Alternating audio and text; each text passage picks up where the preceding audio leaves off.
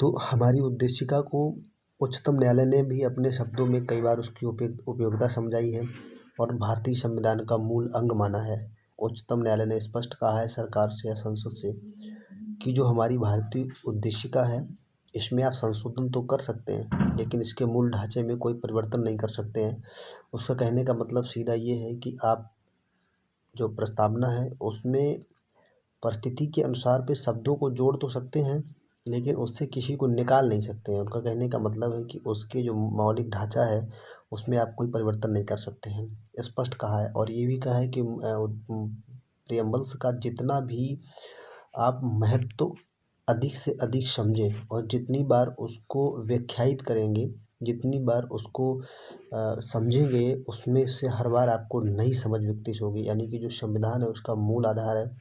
जहाँ कहीं पे संविधान पढ़ने में या समझने में आपको संदिग्धता हो, दिक्कत आ रही हो, वहाँ पे हमें प्रस्तावना या उद्देशिका से सहयोग लेना चाहिए। यानी कि सदैव ये उद्देशिका भारतीय संविधान को समझने में, पढ़ने में और उसके दर्शन को जानने में सदा ही सहयोग करेगी। उच्चतम न्यायालय ने अपने कई निर्णयों में ऐसी बातों को कहा है और ये भी कहा है भारतीय संविधान की उपयोगिता की जितनी अधिक व्याख्या की जाएगी इसकी व्यापकता बढ़ती जाएगी। यानी कि जो भारतीय संविधान की जितनी अधिक बार व्याख्या की जाएगी और उसी के साथ में प्रस्तावना की व्यापकता बढ़ती जाएगी।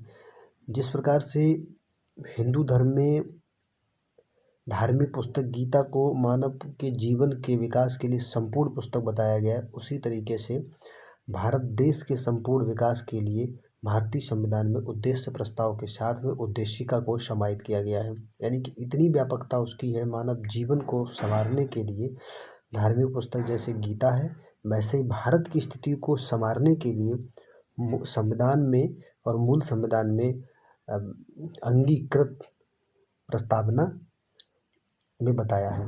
दूसरी चीज़ क्या है, भारतीय संविधान में उद्देशिका के महत्वपूर्ण दो ही प्रयोजन हैं। प्रथम प्रयोजन यह है, उद्देशिका हमको ये बताती है कि संविधान के प्राधिकार के स्रोत क्या है। यानी कि उद्देशिका हमको ये बताती है हम भारत के लोग यानी कि जो प्राधिकार हैं, जो अधिकार हैं, वो स्रोत क्या है। उद्देशिका कहती है कि भारतीय संविधान के जो प्राधिकार का स्रोत है वो जनता है, भारत के लोग हैं। और दूसरी चीज़ ये भी बताती है कि संविधान के उद्देश्यों को संवर्धित या प्राप्त करना चाहता है। यानी संविधान किन उद्देश्यों को संबंधित करना चाहता है, किस उद्देश्यों को प्राप्त करना चाहता है, क्या प्राप्त करना चाहता है, क्या संबंधित करना चाहता है। तो ये कहानी उद्देशिका जो हमको समझाने की कोशिश करती है। स्वतंत्र और प्रभुता संपन्न की अगर हम बात करते हैं, स्पष्ट किया गया है कि भारत का संविधान ब्रिटिश पार्लियामेंट की देन नहीं है। इस बात में पूर्ववर्ती भारत शासन अधिनियम से भिन्न है। इसमें किसी प्रकार के कोई अधिनियम का मेल मिलाप नहीं है।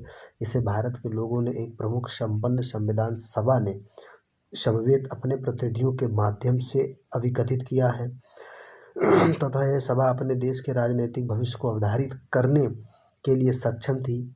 हम भारत के लोग इस संविधान को अंगीकृत, अधिनियमित और आत्मार्पित करते हैं, यानी अपनी आत्मा को अर्पित करते हैं। ये शब्द भारत के लोगों की सर्वोच्च स्पष्टता की घोषणा करते हैं और इस बात की ओर संकेत करते हैं कि संविधान का आधार उन लोगों का प्राधिकार है, यानी संविधान में प्रदत्त विधि विधान स्वयं द्वारा दी गई शक्तियों के द्वारा ही प्राप्त है। यानी कि जो भारतीय लोग हैं उन्होंने अपने स्वयं के द्वारा भारतीय संविधान को प्राधिकार और शक्तियाँ प्राप्त करवाई हैं। किसी राष्ट्र या किसी देश की कोई देन नहीं है, ना ही किसी अधिनियम का कोई सहयोग है। भारतीय संविधान की जो संविधान सभा थी वो इतनी सक्षम थी राजनीतिक स्थिति से, उसको पता था कि हमारे भारतीय लोगों को राजनीतिक स्थिति की किस प्रकार की जरूरत पड़ेगी और उनके जीवन निर्माण में, उनके सर्वोमुखी विकास में हमें किस प्रकार से प्राधिकार और किस प्रकार से उनको अधिकार देने हैं, किस प्रकार की विधियां और नियम बनाने हैं, उसमें ये सक्षम थी। दूसरी बात है जो प्रभुता है, प्रभुता से तात्पर्य होता है कि राज्य को स्वतंत्र अधिकार है, राज्य को स्वतंत्र अधिकार है अर्थात राज्य को किसी भी विषय पर विधायन करने की शक्ति है, राज्य पर किसी भी विषय पर विधायन करने की शक्ति है। वह किसी अन्य राज्य या महाशक्ति के नियंत्रण या अधीन नहीं होगा, वह किसी अन्य राज्य या महाशक्ति के अधीक्षण के नियंत्रण में नहीं होगा, वो स्वयं अपना स्वतंत्र रहेगा, पूर्ण स्वतंत्र शक्ति का प्रयोग और निर्माण करता है स्वयं होगा। यानी कि जो शक्तियाँ होंगी उनका निर्माण करता, उपयोगकर्ता स्वयं होगा और अपने लोगों के लिए, अपने राज्य क्षेत्र के लिए यानी अपने लोगों के लिए अपने राज्य क्षेत्र के लिए। इसी कड़ी में जो गणराज्य शब्द है, जैसे प्रभुता संपन्न गणराज्य, लोकतांत्रिक गणराज्य की जो स्थापना करने की बात की, तो इस प्रस्तावना में स्पष्ट किया है कि संविधान के अधीन सभी प्राधिकारों का मूल स्रोत भारत के लोग हैं। किसी बाहरी प्राधिकारी के प्रति कोई अधीनता नहीं है। जैसे हमारे पड़ोसी पाकिस्तान की तो स्थिति तो 1956 तक ये ब्रिटेन का डोमिनियन स्टेटस रहा, अधिराज्य रहा। लेकिन हमारा भारत 1949 में संविधान निर्माण के साथ में ही किसी भी बाहरी शक्ति या किसी बाहरी देश का कोई डोमिनियन स्टेटस के साथ में नहीं था, संपूर्ण स्वतंत्र देश था।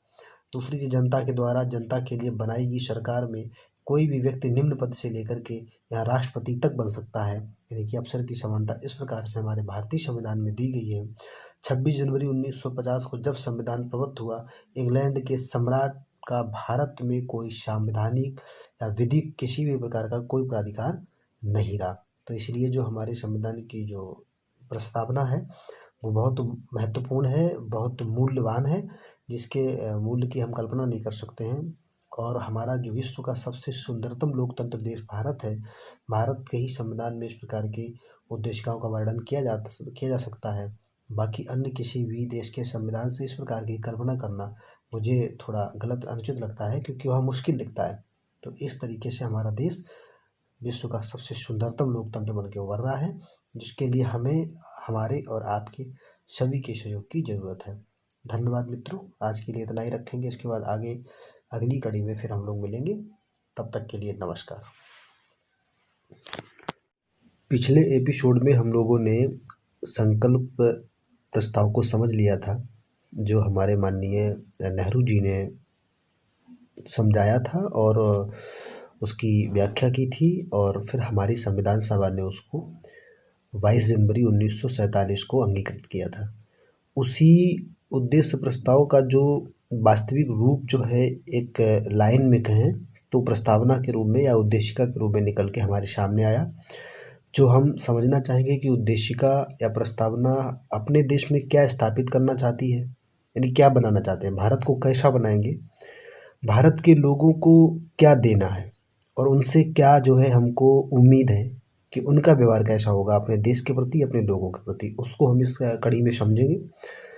तो सबसे पहले तो हम बता दें एक लाइन में कि भारत की जो प्रस्तावना है वो विश्व के सबसे सुंदरतम संविधानों में से एक है। इतनी सुंदर प्रस्तावना विश्व के किसी भी संविधान के पास नहीं है क्योंकि इसका प्रारंभिक जो लाइन है, प्रारंभिक जो पैराग्राफ है जहाँ से स्टार्ट होती है ये, हम भारत के लोग, अर्थात यानी कि जो भी शक्तियाँ संविधान को प्राधिकृत की गई हैं, जो भी विधान, जो विधियाँ बनाने की जो शक्ति दी गई है, वो भारत की जनता के द्वारा भारत की जनता के लिए दी गई है।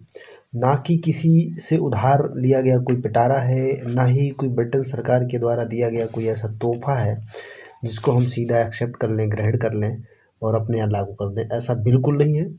ये भारत के लोगों का है। भारत के लोगों ने अपना संविधान अपने लिए बनाया है। तो इसी कड़ी में हम बताना चाहेंगे, संविधान को पढ़ना और समझना एक अलग चीज़ है। उसमें भी सबसे महत्वपूर्ण है प्रीएम्बल्स, यानी कि प्रस्तावना को समझना, उसका मूल उद्देश्य क्या है, उसके भाव क्या हैं, वो क्या चीज़ जो है अपने भारतीय नागरिकों को प्रदान करना चाहती है और देश को कैसा बनाना चाहते हैं। तो बनाना कैसा है, स्पष्ट लिखा, हम भारत के लोग संपूर्ण प्रभुत्व संपन्न, यानी कि संपूर्ण प्रभुत्व संपन्न, हमारे अपने खुद के विचार होंगे, खुद के विधान होंगे, खुद के निर्णय होंगे। किसी व्यक्ति, देश, राष्ट्र का हमारे ऊपर कोई दबाव नहीं होगा, कोई उसका निर्णय हमारे लिए मान्य नहीं होगा। ये हमारी इच्छा पर डिपेंड करता है कि हम उसके निर्णय को मान्य करें या न करें, या हम किसी दूसरे व्यक्ति से सलाह लें। हम स्वयं भारतीय नागरिक अपने लिए निर्णायक होंगे सारी विधि विधानों का। दूसरी चीज़ इसी में कहा है समाजवादी, यानी हमारा देश समाजवादी होगा, हमारा देश पंथ निरपेक्ष होगा, यानी समाजवादी होगा, प्रत्येक व्यक्ति का समाज में समान स्थान होगा, समान सम्मान होगा, सारी चीज़ें समान होगी उसके लिए, आम नागरिक से लेकर के राष्ट्रपति तक। इसके बाद में ये भी कि पंथ निरपेक्ष, हमारे देश में कोई भी एक संविधान में वर्णित धर्म नहीं होगा। जितने भी धर्म हैं, जितने भी संप्रदाय हैं, सभी की समान तरीके से सम्मान किया जाएगा, समान तरीके से सभी को माना जाएगा। किसी भी देश में यदि पंथ निरपेक्ष है तो विश्व के सबसे सर्वोत्तम देशों में से वो एक लोकतंत्र होता है, जैसे कि भारत। तो हमारे यहाँ पंथनिरपेक्ष की बात कही गई है, कोई भी एक मूल धर्म नहीं है उसका। दूसरी चीज़ मैं आपको बता दूं, इसके बाद में कहा है लोकतंत्रात्मक गणराज्य, यानी कि जनता के द्वारा जनता के लिए निर्मित जो तंत्र होगा उसको लोकतंत्र कहेंगे। इस तरीके का हमारा गणराज्य होगा, जनता का राज्य जनता के लिए होगा। ये तो हम ऐसा देश को बनाना चाहते हैं, ये हमारी प्रस्तावना में लिखा गया है। दूसरी चीज़ इसमें क्या है कि हम लोगों को देना क्या चाहते हैं, देना चाहते हैं उनको हम सामाजिक, आर्थिक और राजनीतिक, यानी कि सामाजिक, आर्थिक, राजनीतिक न्याय देना चाहते हैं। हम अपने लोगों को 3 प्रकार का न्याय देना चाहते हैं। नंबर 1 सामाजिक, नंबर 2 आर्थिक, नंबर 3 राजनीतिक। ये हम लोगों को देना चाहते हैं।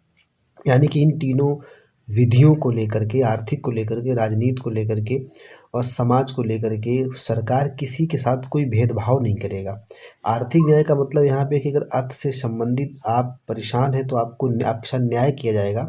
यहाँ इस चीज़ को बिल्कुल ना समझें कि दूसरों की संपत्ति को लोगों में बराबर बांट दिया जाएगा, ऐसा नहीं है। आप मेहनत कीजिएगा, आपको भरपूर सहयोग किया जाएगा सरकार के द्वारा कि आप जो है अपनी आर्थिक स्थितियों में सुधार करें। सरकार आपकी आर्थिक स्थितियों को सुधारने के लिए कदम उठाएगी और आपकी सुधरती हुई आर्थिक स्थितियों में पूरा सहयोग करेगी। ये सरकार का यहाँ पे मतलब है और यही हमारी संविधान में वर्णित प्रस्तावना का भी मतलब है। तीसरी चीज़ में क्या है, समस्त नागरिकों को और क्या देना चाहते हैं, समस्त नागरिकों को हम देना चाहते हैं विचार, अभिव्यक्ति, विश्वास, धर्म और उपासना की स्वतंत्रता। यानी कि हम 5 प्रकार की उपासना के साथ में 5 प्रकार की स्वतंत्रताएं देना चाहते हैं। उपासना का अर्थ यहाँ पे है कि आप किसी भी देवता का, किसी भी व्यक्ति का, किसी भी गुरु का, किसी भी मंदिर में, मस्जिद में, चर्च में, कहीं पे भी अपने इष्ट देव की उपासना कर सकते हैं। उसमें राज्य किसी भी प्रकार का कोई प्रतिबंध नहीं लगाएगा। दूसरी चीज़ विचार, आप अपने विचार प्रकट कर सकते हैं, अपने विचार रख सकते हैं, आपके विचारों पर भी कोई प्रतिबंध नहीं लगाया जा सकता है, तानाशाही नहीं होगी यहाँ पे। दूसरी चीज़ है अभिव्यक्ति, जो आपके अंदर अंतरात्मा है, आपका अध्यात्म है, आपके विचार हैं, आपकी गरिमा है, उसका भी ध्यान रखा जाएगा। अभिव्यक्ति, विश्वास, आपका किस पे विश्वास है, किस पे विश्वास नहीं है, ये आपके ऊपर आपकी स्वतंत्रता है, आप क्या चाहते हैं। और आपका धर्म, जो भी धर्म संप्रदाय होगा उसकी भी सुरक्षा की जाएगी किसी एक धर्म को नहीं। अगली कड़ी में इसमें चौथी बात यह है कि जो समता की बात आती है, आपके साथ प्रतिष्ठा और प्रतिष्ठा, यानी कि आपकी प्रतिष्ठा को लेकर के, आपकी जाति को लेकर के, आपके संप्रदाय को लेकर के आपको ऊंच नीच नहीं कहा जाएगा।